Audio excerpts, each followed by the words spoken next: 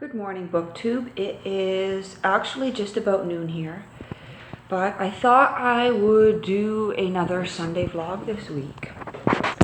This is where my chair is normally positioned against the window, but I move it to face the bookshelves when I film my Friday reads and my BookTube videos. One, because it's just nicer to see the bookshelves in the background, and two, because the light from the window distorts the image and I get all glowy and out of focus.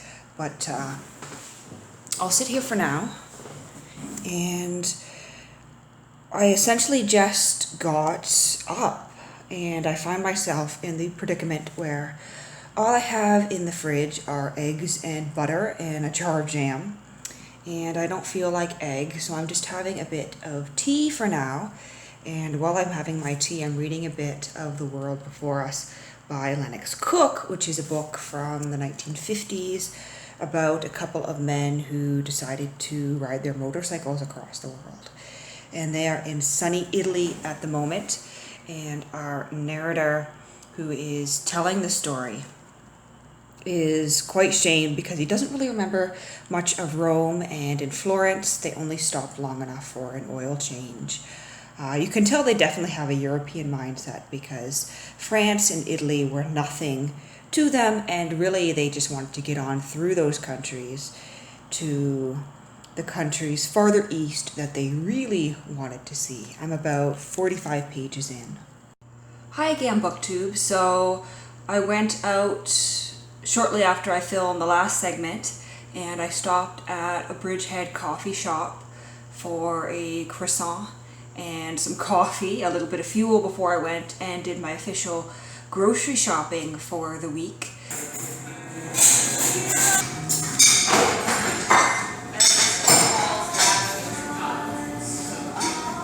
Now, I don't really have a consistent shopping day. I just tend to shop when the food runs out, which happened to be Sunday.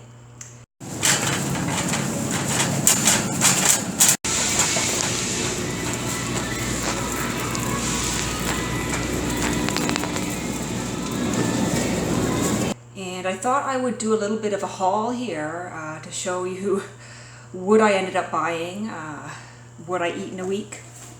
So I actually ended up walking back from the store with this stuff. There is a bus that comes within 5 minutes of my apartment building, but when I got to the stop just down the street from the grocery store, it was just going by and I realized there was 28 minutes before the next one, and I didn't want to sit for a half hour when I could walk and be home in 20 minutes. And you know, partly because I don't want to wait, and partly because I don't want my groceries sitting out for that long in this hot, humid weather. So this is what I do when I get my meat.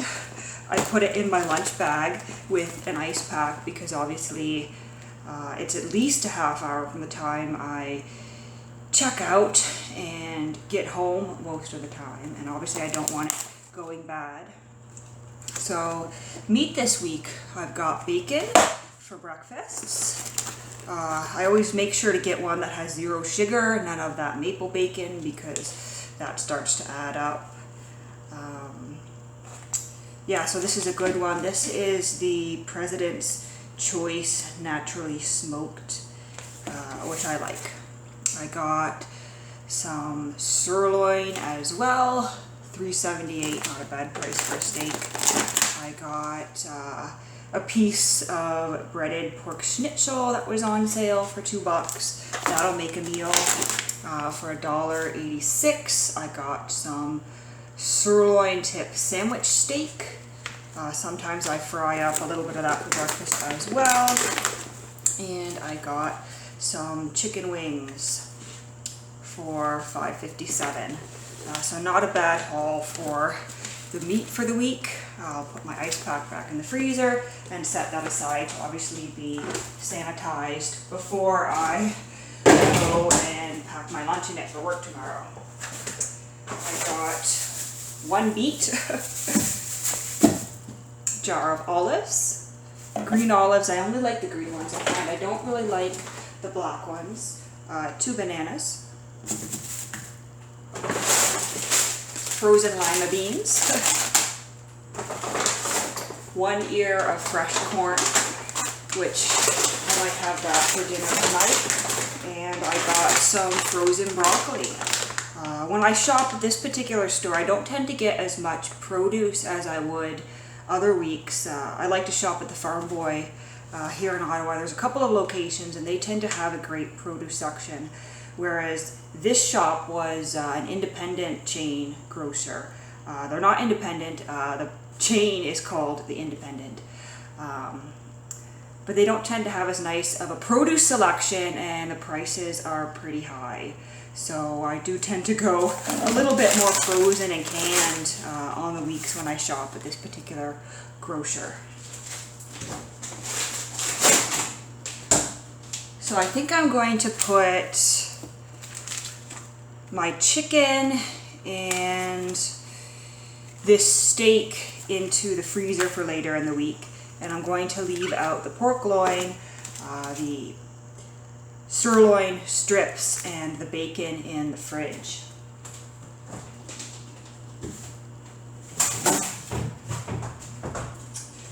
Mainly because I'm obviously not going to eat all that meat immediately, and those two have dates of the 19th and the 20th for best before. This one is good until the 22nd, as is this one, and I will certainly eat that before then. And of course, bacon will keep for quite a while in the fridge.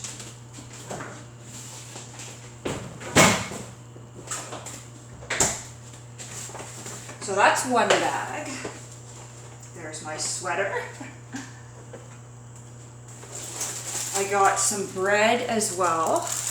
I went with the, I don't even know how to pronounce this brand, but it's a rye bread, a marbled rye bread. And I got that one in particular because I was in the mood for some Montreal smoked meat. So I got some of the smoked meat that comes in this convenient package for $5. This is a Ziggy's brand. I do like to get smoked meat from the deli section when possible, but this particular store doesn't have a great deli section, so I went for the prepackaged. And then I got some milk. I usually buy my milk in the carton as opposed to in the bags, because unless you're a huge family or you're guzzling tons of milk every day, you don't really need the 4 liters at once.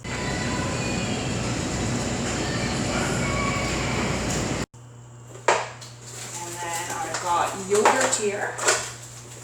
So I've got some of the President's Choice plain Greek yogurt, the 2%. And then I've got the President's Choice Icelandic style yogurt, the Skier brand, which is the Power Fruit. And then I've got one last thing, two last things. I don't want to forget my cheese here. This was 50% off, so I decided to get some of this Norwegian Jarlsberg cheese. 50% off, so it wasn't too outrageous. And then I've got, because it's August, I have Niagara peaches, which are unripe, but I'll leave them out for a day or two and they should be ready to eat. I always enjoy when the Niagara region peaches come into season.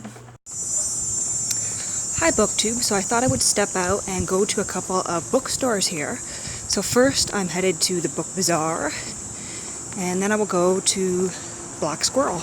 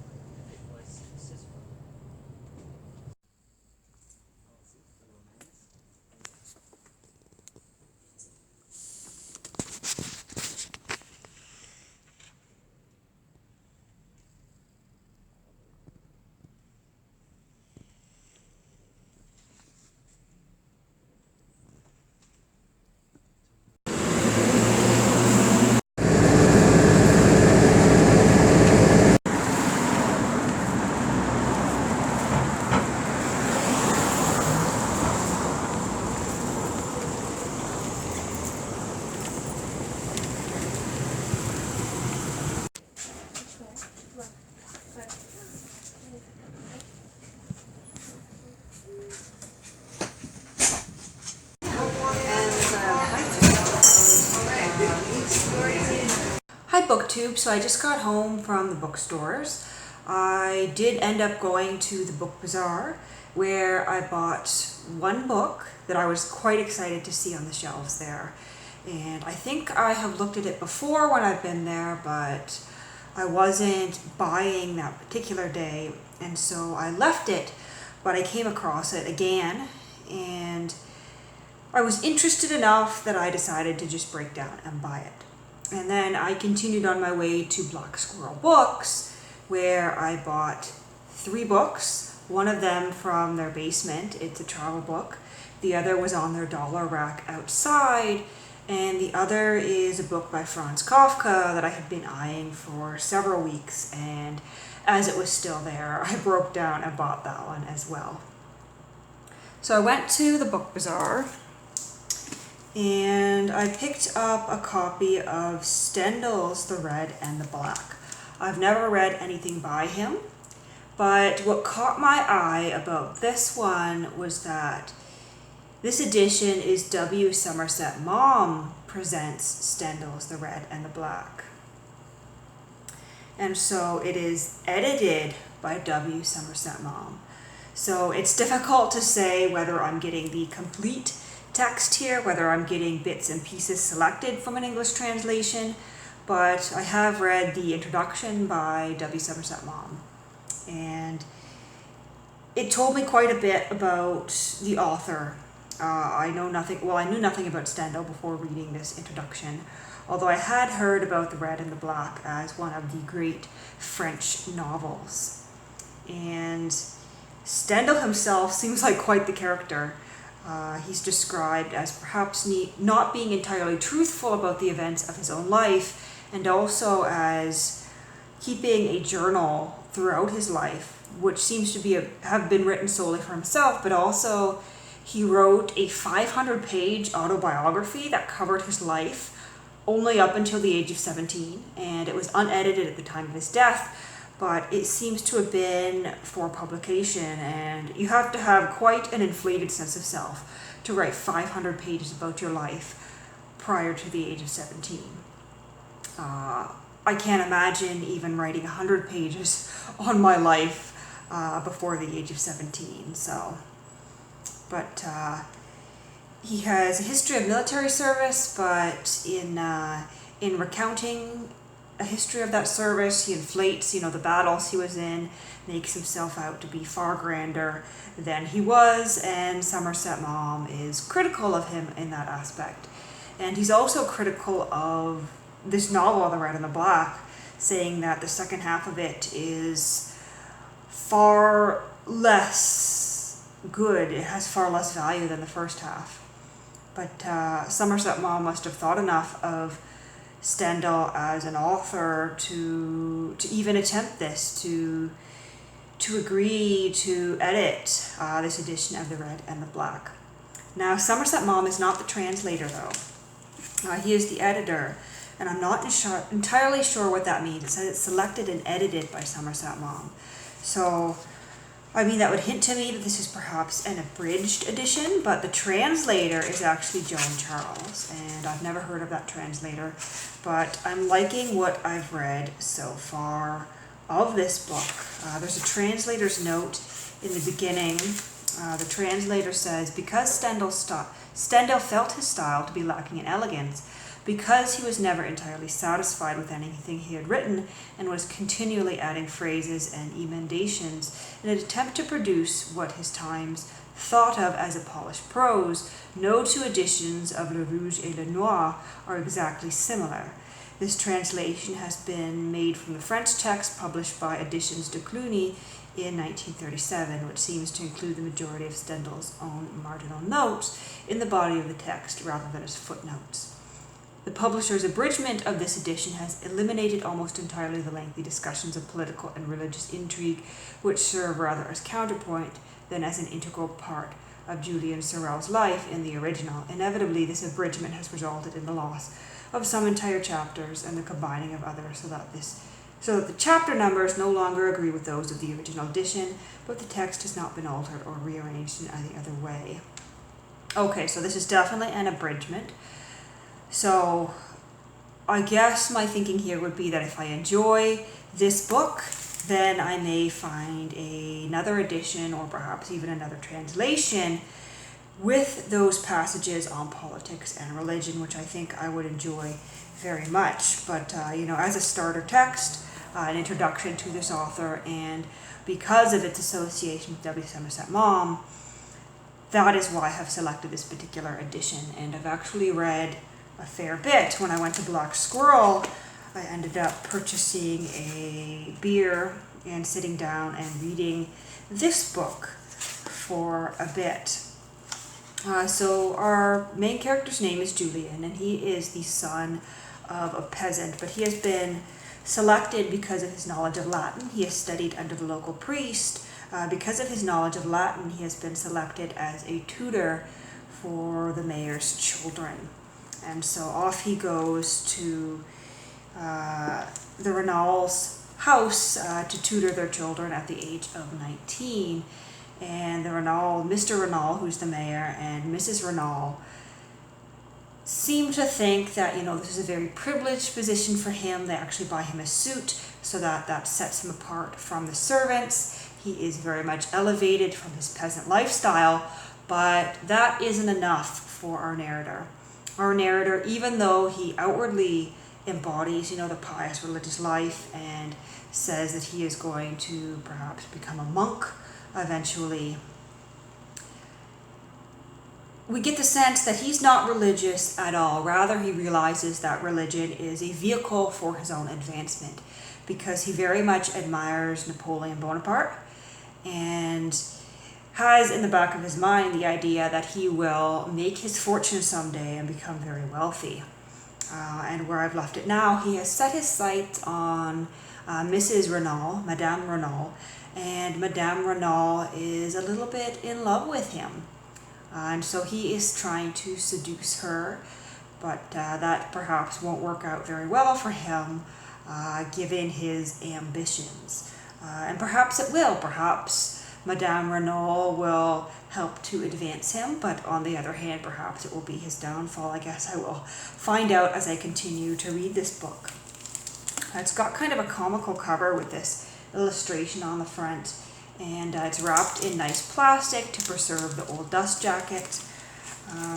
I guess I didn't even check the publication date, but this is published by the John C. Winston Company from Philadelphia, and it's got beautiful illustrations throughout by Fried Vidar.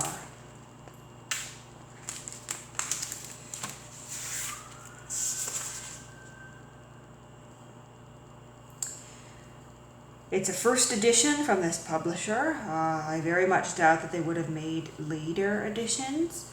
Perhaps they did, but the introduction copyright is 1949 by W. Somerset Maugham. The translation copyright also 1949, and the other special features copyright 1949. So I would suggest that this book is from 1949. It's in remarkably good condition, considering I would guess that it was part of someone's private collection, and that for the last little bit it has been encased in the plastic. There is some wear to the dust jacket, but it's pretty minimal considering the age. So I think I will continue to read on with this book. I'm setting aside my other book for now to read this one.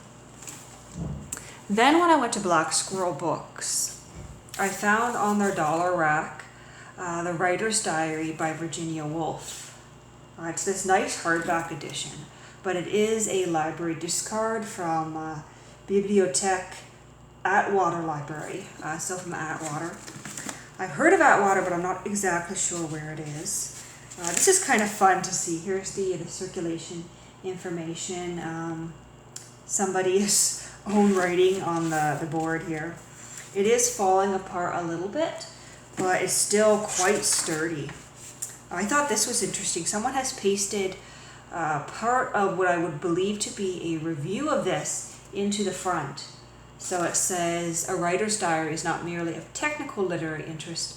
It reveals to us the extraordinary patience and energy, the concentration and integrity which go to the making of works of art." It also contains brilliant descriptions and remarkable portraits of famous and obscure persons. So this is from 1953.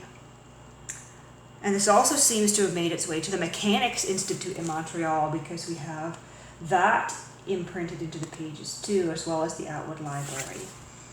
Please do not soil, mark, or otherwise injure this book, says the stamp from the Atwater Library. It's always fun to see old library stamps in books like this.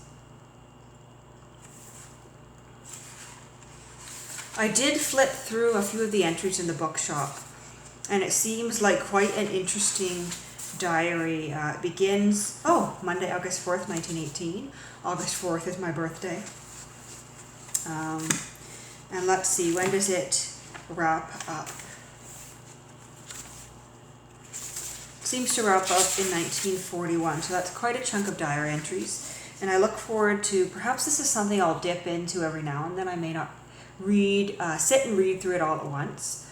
I should take off this orange sticker. They mark their dollar books with an orange sticker at Black Squirrel. And I really like the pattern of these boards. So I got that, and then I went into the general fiction section and looked about for the copy of The Castle by Franz Kafka that I had seen when I was there the other week. This is a nice modern library hardback, and The Castle is one by Franz Kafka that I haven't read yet. So it was $8.99, $9, and I thought for such a clean copy of this modern library edition, it was definitely worth the price. I mean, it's missing the dust jacket, but seeing as I haven't read The Castle yet, and I like the modern library editions, it seemed like a good choice. So let me just take a peek here. So this seems to be perhaps the 1958 reprinting of this one, and the paper here is really quite white. I don't know if you can see, but it's a lot more of a brilliant white than the other modern library pocket books like this that I've come across. I know nothing about The Castle, but of course it is Franz Kafka, and I've heard that it's quite a good one. I have read The Trial by Kafka and The Metamorphosis, of course. But I don't think I've read anything else by Kafka. So it'll be good to dive into another book by him. My copy of The Trial is also in this modern library edition, only it's green. So it'll be nice to have editions, in the same format. And then I went digging again for another book that I had seen on the shelf for quite a while. Perhaps over a year, but I'd never purchased it. It was $15, so I hesitated. But it's actually an old travel book, although the author doesn't describe it as a travel book. He describes it as being for the armchair reader, but also of use to someone who is perhaps visiting that region. And it's quite a beautiful book. It's The Romance of Northumberland by A.G. Bradley. So we have this gold spine here and this beautiful blue board on it. And it was in the basement at Black Squirrel Books, where they keep a lot of their history and also a section of old travel books. So there's this nice map here. Let me just set down my tea so I can show you, but there's a nice map here on the boards of the region. And I do know that Northumberland is in the United Kingdom. As with many old books, oh my God, sorry. As I was saying, as with many old books, someone has put their name in the front, and when they perhaps got it or read it, so we have May 8th, 1914, but if you can see below that, someone else has the same habits as me. It says reread March 1955, and with certain books, I will often put in the front my name and when I read it, and then I will also put below reread like March 2018, March 2019. This is the first time I've come across someone else with that same habit of putting the reread date in as well. So that's quite interesting. Oh, and here we go. Someone has put in a newspaper clipping from 1943. A.G. Bradley, 92, noted author dies. That's pretty neat. London, January 28th, CP. Arthur Granville Bradley, 92, author of numerous books on Canadian and British history and sport, died on Monday. It was announced today. Oh, that's interesting. Today is hyphenated, so that indicates that today was either once two separate words, or, it was hyphenated, but in contemporary language, at least in Canadian conventional English, we do not hyphenate today. Today is one word. And you would never put it as two separate words either, but it was announced today. Bradley was a prolific writer from 1893 to 1932. Among his works dealing with Canada were Life of Wolfe, that would be Malcolm Wolfe, I believe. My history is slipping. There's a book on the shelf behind me. Malcolm and Wolfe, they were opposing generals. No, let's skip that. Among his works dealing with Canada were Life of Wolfe, 1895, The Fight with France for North America, 1900, Canada in the 20th Century, 1903, The Making of Canada, 1900, Canada, 1911, and United Empire Loyalists, 1932. And the owner of this book says, met him at Rye, 1918. He was then 67. So whoever owned this book before me had met the author personally. Oh, and there's some beautiful watercolors in here. You can see that someone has repaired this book with this very yellow tape. So this is the second edition. It's got 16 illustrations in color by Frank Southgate, and 12 other illustrations. Who knows who those 12 other illustrations are by. But this is published by Methuen and Company, 36 Essex Street, WC London. I'm not sure what the WC would stand for. Perhaps someone in the comments could tell me what WC would mean. And this is from 1908, and it must have been quite a popular book because the first edition was published in May of 1908, and the second edition is from November of 1908. So that would suggest that the first printing sold out, and several months later, they put a second printing for sale.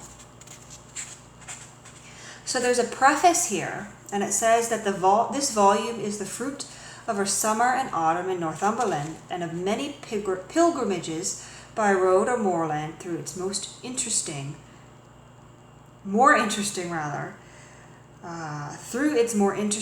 which I may add is its greater part. It is not a guidebook, but aspires to engage the interest of what is known as the armchair reader, while hoping at the same time to be of some service to the brother wanderer, whether stimulated to such adventure by its contents or his own well-directed inclinations. It is a curious reflection that a county whose fame one might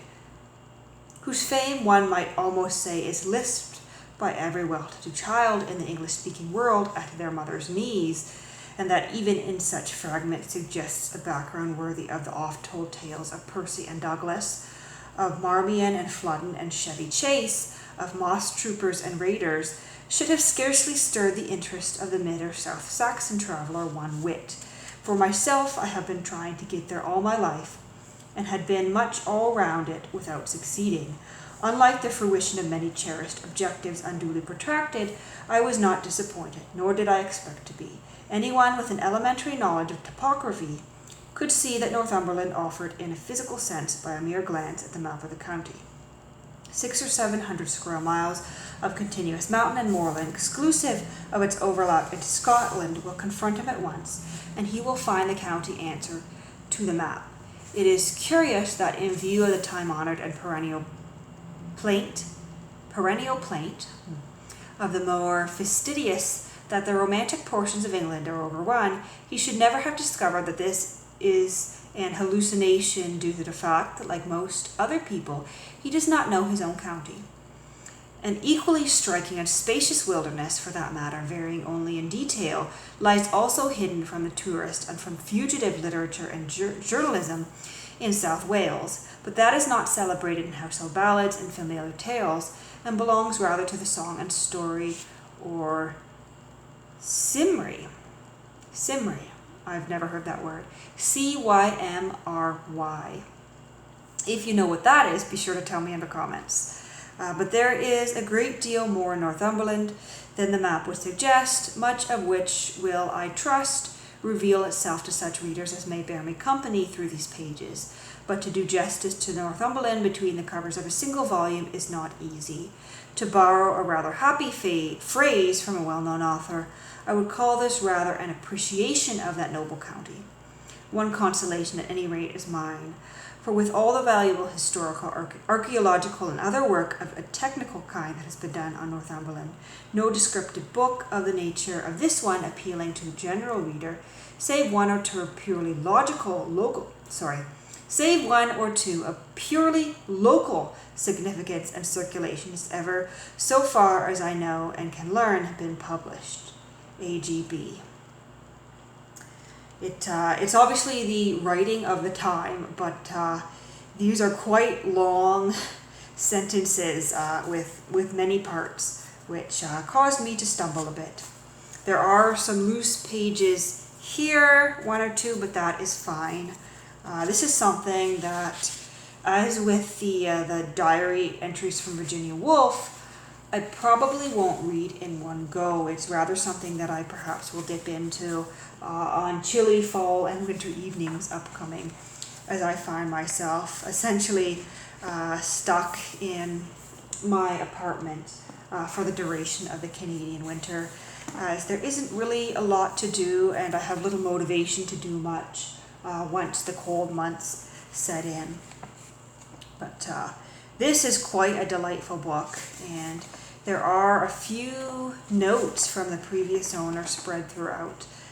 So it's just about 6 o'clock here, and I think that I will wrap up this vlog for the day. I'm going to continue to read here in my chair, but at 6:30 I'm having a phone call with my mom, and then it will be, shower, settling into bed, and that'll be about my Sunday. I hope that you enjoyed this Sunday vlog. This is the third time I've done it. Let me know if this is something that you're enjoying and that I should continue to do. Let me know how your own Sunday went. Have a lovely day.